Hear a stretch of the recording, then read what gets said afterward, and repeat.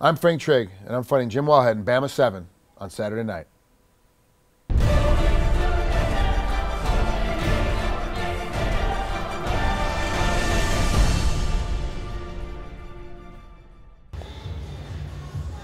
Long strokes, that's it. Good, good, good. Go. Let's go, mate. Drive that knee, come on. My strength and conditioning is different. I actually hired Greg Choate, who's an endurance coach, which seems weird because we're not an endurance sport, we're a sprint sport. You know, even 25 minutes, you're still basically at a sprint. He's a cyclist. He's a road biker by trade and trains a ton of triathletes and triathlons here in town. Has a lot of guys that are on the pro level for mountain biking and a few guys that are on the high level elite, low level of pro for road cycling. And I got really interested in road cycling because my body was getting beat up a little bit, and I started talking to him about how to keep my cardio up without putting the pressure of running all the time and swimming all the time. I have some inefficiencies in my shoulders, so swimming, if I do it too long, it starts to bother me. So I started road biking a lot, and then just started talking and found out that he has some strength and conditioning ideas. And my strength has actually gone up by doing a different kind of routine, because now I'm working on my inefficiencies that I have in my body. Everyone's got inefficiency. You know, everyone's right-handed or left-handed. So if you're right-handed, your right hand's gonna be stronger than your left hand. It's just natural because you use it more often. You know, you're better at writing with it. You know, I know a lot of guys that can write tremendously well, like amazingly beautiful penmanship with their right hand, and then they try to write with their left hand, looks like a three-year-old.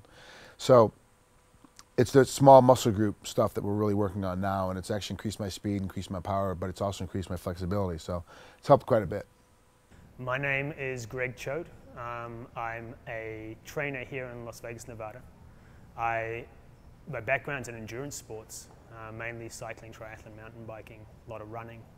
And I got involved in the fight game basically by walking into Extreme Couture. Was looking at some of the athletes down there, was actually watching Randy Couture train for his fight against Nog, and was just really impressed with the athletes down there. I've been working with a lot of different athletes for a long time, and that's sort of what sparked my interest in the MMA guys. I just thought, these guys are, you know, I've seen a lot of professional athletes train different sports, and I was just really impressed with the way they looked. And sort of got me interested, how could I get into that game? You know, I thought they'd be interesting guys to work with. And then when Trigg got released from the UFC, we sort of crossed paths and we started talking, and he's like, well, I'd like you to look at my training. And I think there's a lot of, you know, there's been a lot of talk about the Diaz brothers and their work rate and how mixed martial arts have become not just a game of technical aspects, it had actually become a game of conditioning. Because people, you know, you had guys who had rounded their game out. You know, their jiu-jitsu was good, their Muay Thai was good, their stand-up was really good, their wrestling was really good. And, you know, everybody had lifted their game up. And then it came down to you know, who's the best conditioned, who moves the best. And I think a lot of these guys started to recognize that, and Frank was, you know, he's at the end of his game as far as his career is concerned. And he said, you know, I have to have every advantage I can have. We started doing a bit of work together and sort of rolled on from there. Right now I'm just working with Frank Trigg and working with Gray Maynard as well. So obviously I've been working with Trigg since he was released from the UFC. We've done 3 fights together now. We did his first fight in Tel Aviv. We did Bamma 6 earlier this year, and now obviously Bamma 7. And then about 3 months ago I got contacted by Gray Maynard, and Gray Maynard's, we had a long chat, and he said he wanted me to come on and start working with him in his camp. So now I do basically the same thing with Gray as I do with Frank. I do his conditioning work and I do his strength work. And we do a lot of movement work as well, making sure they move properly and making sure they've got, you know, good mobility through their joints and stuff. So I sort of come at it not from the standpoint of your typical trainer, where my background is sort of movement. I'm what's known as a functional movement specialist. So I use the corrective exercises we use in that to improve the way people move, to look at people's movement patterns, like how their brain controls how they move, and seems to be working.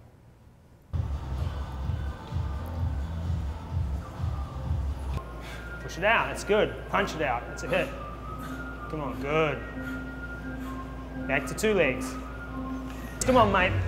Come on, push, push, all the way. Push to the bell, push to the bell. Come on, come on, come on, come on, mate. Let's go, let's go, let's go. Let's go, let's go, relax. How the fuck do you think I feel?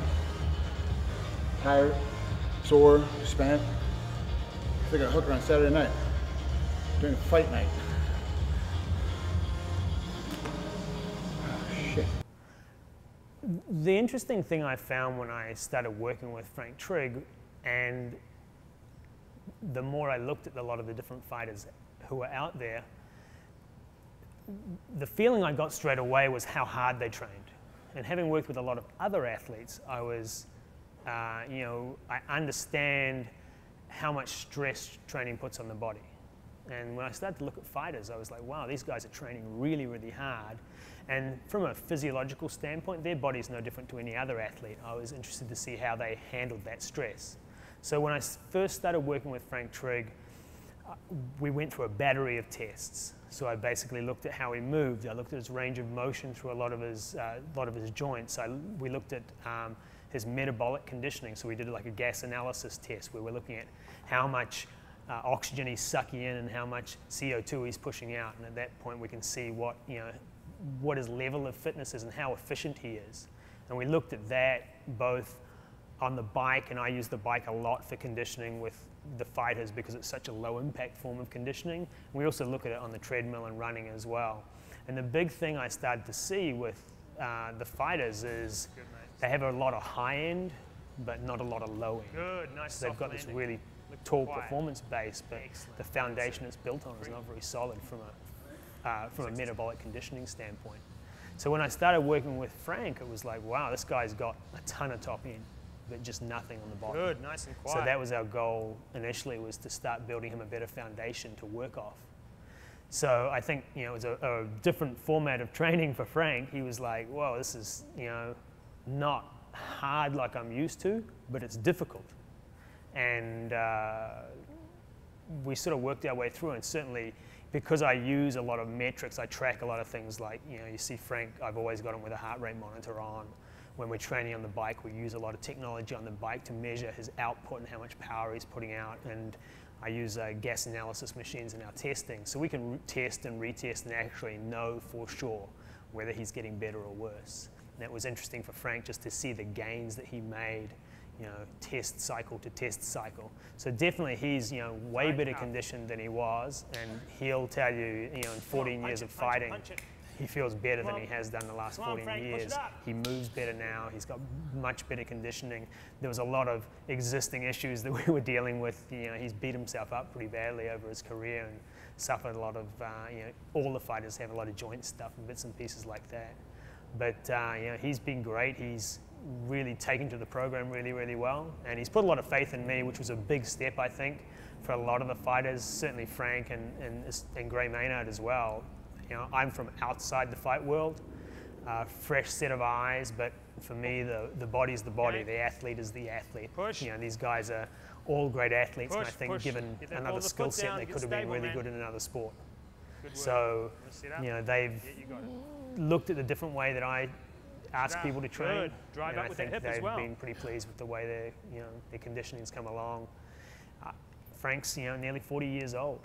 He's in great shape. He's moving really well. He's looking forward to the fight. You know, I think the conditioning gives you a certain confidence as well. And me being able to show him hard data, because we record everything, we track everything. We can go, well, you were here at this date, and now 6 weeks later, you're here. And we just kept, you know, it's building on step after step. So that's certainly from a confidence standpoint has helped him out. But at the end of the day, it's a fight. You know, we all know anything can happen. You can walk in the ring, take a bad punch, and it's all over in 6.5 seconds. So, but it's, you know, he's in a great state of mind right now. He's enjoying, you know, his career again, which he wasn't. So, yeah, I've been impressed with him as an athlete. He knuckles down, he gets the job done. You know, you've seen him go through a workout, and he really pushes himself. So, he's a great guy to work with. He's tight. Come on. Come on. Come on, tight, tight, tight. Stay tight. Keep it going, keep it going, keep it going, keep it going. Relax. Good work, mate. Good work. Usually hits me with a stick. The camera here is nice. I didn't hit my sticks in the box. Yeah, you know, one of the goals is always to get back to the UFC. You talk to any baseball player that's ever been into the World Series, whether he wins or loses, he's always spending the rest of his life. God forbid, you're a second year or a rookie and you make the World Series and you win it. You spend the whole rest of your career trying to get back. I mean, that's the game. You make the Super Bowl, whether you win or you lose it. You spend the whole rest of your career as a football player trying to get back. The UFC is the biggest organization. It's the largest promotion. Depending on who you are, it's the biggest pay. I mean, some guys it doesn't work out that way depending on how they are with their promotions, but it's the biggest. You always, once you have the taste of the big leagues in the UFC, for all of its madness, for all of its craziness, for all the demands that are put upon you, for all the pressure that comes with it being on a television card of the UFC, everybody wants to get back there.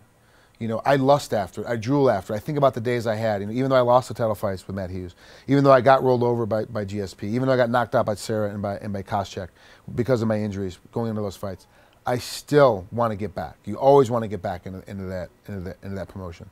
Now, if it's not to be as a fighter, and I'm not good enough to get back in as a fighter, I can accept that because I've had such a long career and I've done so many things with it. I can accept that I'm not good enough to get back in there if they determine that, hey, you're not good enough to come back in. But if I can go in and be a commentator in some aspect for them, be a television personality for them in some aspect for them, and that's what they want, then I'm going back to the UFC that way. Because if you're going to work in the sport, work for the biggest and best. You know, that's the game, and that's what you want to do. And right now, commentating-wise, I'm very lucky because I get to work with Mark Cuban's group over at HDNet, and I'm very lucky that they keep me so busy. I mean, sometimes I got to call Andrew Simon and Daryl Ewalt and go, look, guys, I need, you know, can you give me a break here? I mean, we've got so many shows in a row. When's our next break? I mean, I got to find some time to spend with my family. And they do such a great job of scheduling things 6-7 weeks in a row. We're hot, and then we have like 4 or 5 weeks off. They're very good at that.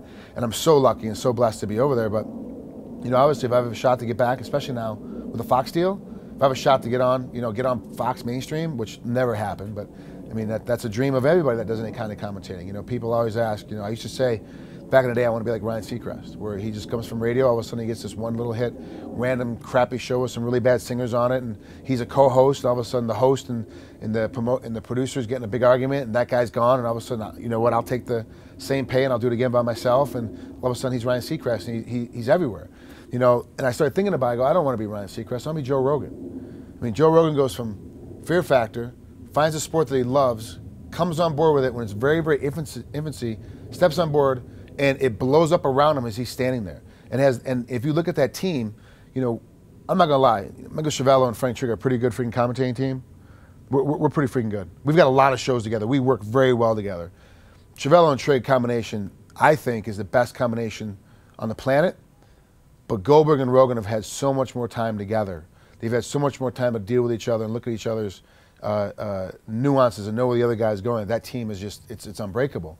You know, and now look at Rogan. He had to skip Rio and let Kenny Florian take over his spot because he's filming Fear Factor again. So a guy goes from Fear Factor to UFC to still doing a stand-up the whole time, which he loves. He's in a sport that he loves, and now he's back on Fear Factor. Like the guy became wealthy because of Fear Factor the first time. He became rich because of Fear Factor the first time. He's gonna become wealthy because of Fear Factor the second time. I want to be like that. I want to be like Joe Rogan, where I've got two things I am absolutely in love with. Like my life passion every day is doing fighting and stand-up like Joe does, and then all of a sudden he's got this other thing on the other side that he loves to do as well, Fear Factor, and he's not going to work every day. He's going to have fun and pick on people and make them eat deer penis and here's some cockroaches, and I mean he's having great. I mean he's having a lot of fun with it. You know, you want to find something like that and be like Joe Rogan, where I get to be in UFC and be in MMA and be that lead commentator and be that guy, that lead color commentator, and be able to go every day. Hey, I'm not going to work. I'm going to watch some more fights. Like I get paid to watch fights. That's great. And then I have these other things that all of a sudden put me on Fox or ABC or NBC. You know, you're out there running. Of course, it's every guy's dream, and hopefully one day it'll happen for me too. I would love for the people to remember me as the guy that beat Matt Hughes in his prime. I would love for them to be the guy that left the organization, came back and put on a great title run, you know, and got a title finally over there. But it probably won't happen. You know, for me, it's that's just how sports go. You know, sometimes you're not going to be the best no matter how hard you try. What I'd like the fans and I would like everyone to remember me by is a guy that against all odds, with being too short, being too small, not having the right atmosphere for most of his career, not having all the tools that you should have as an athlete, that still did pretty well, and that I was not only a citizen and a student of the sport, but that I'm a role model that people can look up to. The other fighters, not only the fans. You know, that's cool that fans look up to you, but I want the younger fighters to look up to me and be able to go, hey, look, you know, I wish I could, you know, train as hard, work as hard, think as hard, you know, as Trigg did, and hopefully have more success than he did when it's their time for a title shot.